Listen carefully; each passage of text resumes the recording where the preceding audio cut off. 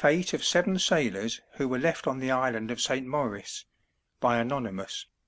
The Dutch who frequented the northern regions during the more favourable season of the year, in pursuit of the whale fishery, became desirous of ascertaining the state of different places while winter prevailed. Various opinions were entertained concerning this subject, and astronomers wished to have their sentiments regarding certain natural phenomena either realised or controverted. Besides, a more important object was concealed under these ostensible reasons, namely, whether the establishment of permanent colonies in the most remote parts of Greenland was practicable. A proposal was therefore promulgated through the Greenland fleet for 7 seamen to offer to remain a winter in St. Maurice's Island, and also for other 7 to winter in Spitzbergen. We are not acquainted with the inducements held forth, but it is probable that little hesitation ensued, for we find a party prepared to winter at the different places specified, nearly about the same period.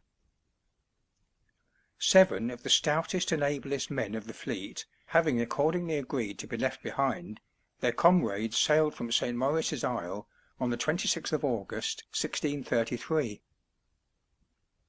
The people, 2 days afterwards, shared half a pound of tobacco, to which they restricted themselves as a weekly allowance.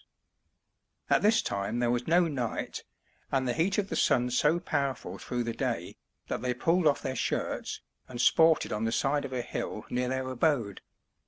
Great abundance of sea gulls frequented the island, and the seamen made a constant practice of seeking for vegetables growing there for salad.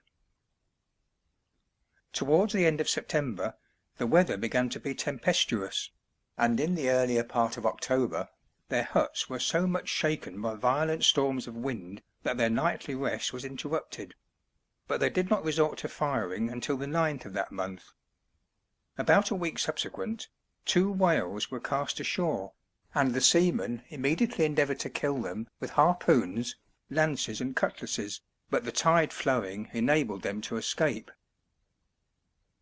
As winter advanced, bears became so numerous that the people durst scarce venture abroad from their huts towards night, but in the daytime some were occasionally killed, which they roasted. Several of these animals were so strong, however, that they would run off after being shot through. A great many gulls were also seen on the seaside, which retired every night to the mountains, their usual place of retreat. The 1st of January, 1634, was ushered in with dark and frosty weather. The seamen, after wishing each other a happy New Year and good success in their enterprise, went to prayers. 2 bears approached very near their huts, but the darkness of the day and the depth of the snow rendered it impossible to take them. Not long afterwards the seamen were more successful, and, having shot one, dragged it into a hut, where they skinned it. From the 1st of February these animals became very shy, and were seldom seen.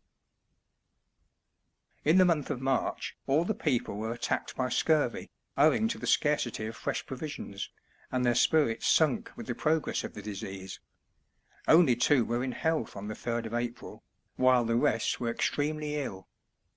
2 pullets were at their request killed for them, no more being left; and as their appetites were pretty good, the others entertained hopes of their convalescence. The whole seldom left their hut to examine the appearance of the sea or the surrounding country, but, on the 15th, they observed 4 whales in a neighbouring bay. The clerk was now very ill, and died on the 16th, whereupon the surviving mariners invoked Heaven to have mercy on his soul, and also on themselves, for they suffered severely. No fresh provisions whatever were left, and they daily grew worse, partly from want of necessary articles, and partly from the excessive cold. Even when in health they could scarce keep themselves in heat by exercise; and when sick, and unable to stir from their huts, that remedy was at an end. Disease made rapid progress among these unfortunate people, so that on the 23rd not more than 1 individual could give an account of the rest, which is done in these words of his journal: "We are by this time reduced to a deplorable state, none of my comrades being able to help himself. much less another. The whole burden, therefore, lies on my shoulders, and I shall perform my duty as well as I am able, so long as it pleases God to give me strength. I am just now about to assist our commander out of his cabin. He thinks it will relieve his pain, for he is struggling with death. The night is dark, and wind blowing from the south. Meantime the Dutch, who repaired in the summer season to Greenland, became impatient to learn the fate of the 7 men left in the Isle of St. Maurice. Some of the seamen got into a boat immediately on their arrival, on the 4th of June 1634, and hastened towards the huts. Yet, from none of the others having come to the seaside to welcome them, they presaged nothing good, and accordingly found that all the unfortunate men had breathed their last. The first, as has been seen, expired on the 16th of April 1634, and his comrades, having put his body in a coffin, deposited it in one of the huts.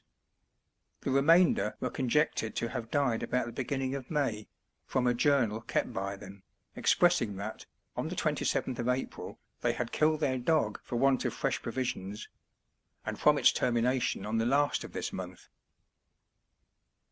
Near one of the bodies stood some bread and cheese, on which the mariner had perhaps subsisted immediately preceding his decease. A box of ointment lay beside the cabin of another, with which he had rubbed his teeth and joints, and his arm was still extended towards his mouth. A prayer book, which he had been reading, also lay near him. Each of the men was found in his own cabin. The commodore of the Greenland fleet, having got this melancholy intelligence, ordered the 6 bodies to be put into coffins, and, along with the 7th, deposited beneath the snow. Afterwards, when the earth thawed, they were removed and interred on St. John's Day, under a general discharge of the cannon of the fleet. End of Fate of 7 Sailors who were left on the Island of St. Maurice, by Anonymous.